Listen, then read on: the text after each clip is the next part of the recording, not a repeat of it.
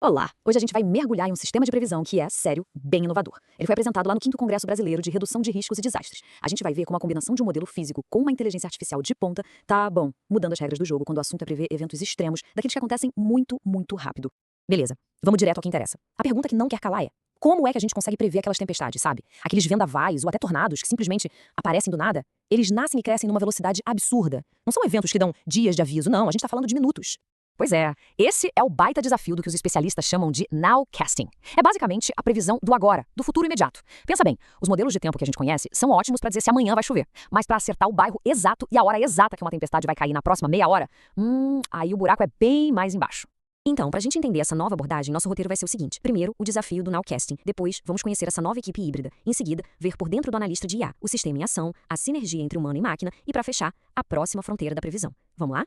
Então vamos começar por essa tal de equipe híbrida. A sacada aqui é juntar o melhor de dois mundos, sabe? De um lado o rigor da física e do outro a agilidade impressionante da inteligência artificial.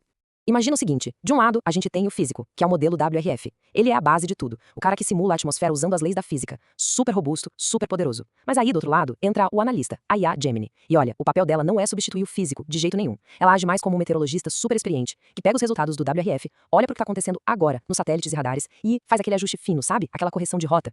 Então, o ponto-chave é esse aqui e é super importante. A gente não tá falando de trocar uma coisa pela outra. A ideia é dar um upgrade, sabe? Sair de um sistema que é só físico para um sistema híbrido, cognitivo, onde a máquina tá sempre aprendendo e se ajustando.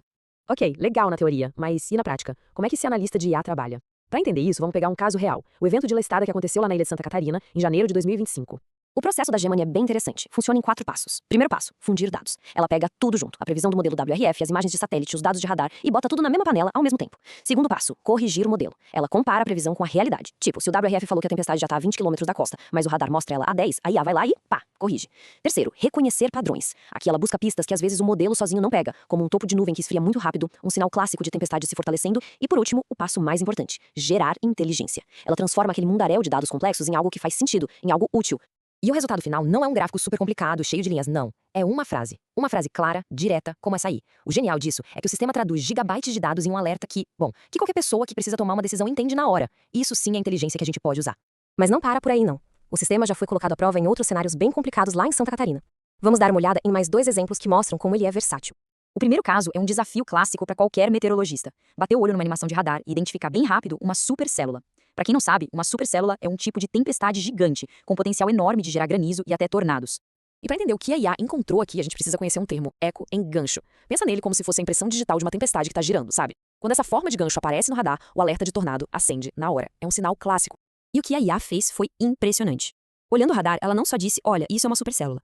Ela também apontou o núcleo com risco de granizo e, o mais importante, identificou aquele eco-engancho. E não parou aí. Ela ainda cruzou a trajetória da tempestade com um mapa e avisou quais municípios estavam na rota. Romelândia, Flor do Sertão, Maravilha e Tigrinhos. Bem específico. Agora vamos para um caso que é ainda mais cabeludo. Aconteceu em Alfredo Wagner. Parecia um tornado, mas quando os meteorologistas olharam para o radar, nada. Nenhuma daquelas assinaturas clássicas. Foi um verdadeiro quebra-cabeça. E foi aqui que a capacidade da IA de analisar várias fontes de dados ao mesmo tempo brilhou. Ela juntou satélite e radar, claro, mas o pulo do gato foi que ela também processou os dados de relevo. E aí ela entendeu como a Serra Geral, a montanha da região, ajudou a criar a rotação do ar. Juntando tudo isso com as condições do tempo no geral, a IA chegou na resposta. Não era um tornado clássico. Era um landspout, que é um tipo de tornado que se forma de baixo para cima e que depende muito do terreno. Uma análise super complexa que foi feita em questão de minutos. Tudo isso leva a gente para um ponto que é fundamental em toda essa discussão. A ideia aqui, de jeito nenhum, é substituir o meteorologista. Muito pelo contrário. O objetivo é criar a parceria mais forte que a gente já viu. Pensa na IA como um segundo par de olhos. Só que um par de olhos que não cansa nunca e que é absurdamente rápido. Ela faz aquele trabalho pesado, sabe? De processar um volume gigante de dados, de achar os padrões iniciais. E isso libera o especialista, o ser humano, para focar no que só ele pode fazer. A análise crítica, entender o contexto e, claro, tomar a decisão final. É uma divisão de tarefas perfeita. O especialista humano entra com conhecimento teórico, com a experiência de anos vendo isso acontecer, e com a responsabilidade final da previsão. Já o assistente de IA, ele entra com a velocidade de um computador, com a análise super estruturada e com a garantia de que nenhum detalhezinho vai passar batido.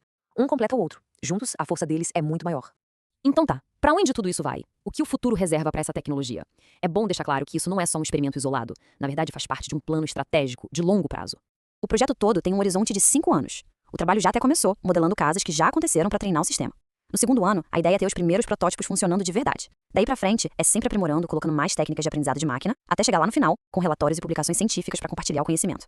Agora, um ponto super, super importante. É fundamental entender que este sistema ainda está em fase de testes. Ele não é um aplicativo de tempo, não é uma ferramenta para ser usada direto pela população. Ele foi pensado e desenhado para ser um instrumento de apoio para os especialistas, para os analistas e previsores que estão lá na linha de frente da defesa civil. No final das contas, se tem uma coisa para guardar de tudo isso é o seguinte: o futuro da previsão do tempo não está só em criar modelos de computador mais potentes. Está principalmente em uma nova forma de trabalhar, uma colaboração muito mais inteligente, uma sinergia real entre a expertise humana e o poder da inteligência artificial. E isso tudo deixa uma pergunta no ar, né? Conforme essa parceria entre humanos e IA for ficando mais e mais forte, mais integrada, que outras portas a gente vai conseguir abrir? Que novas capacidades vão surgir para a gente conseguir antecipar e responder ainda melhor aos eventos mais extremos da natureza? Fica aí a reflexão, porque o potencial parece ser gigantesco.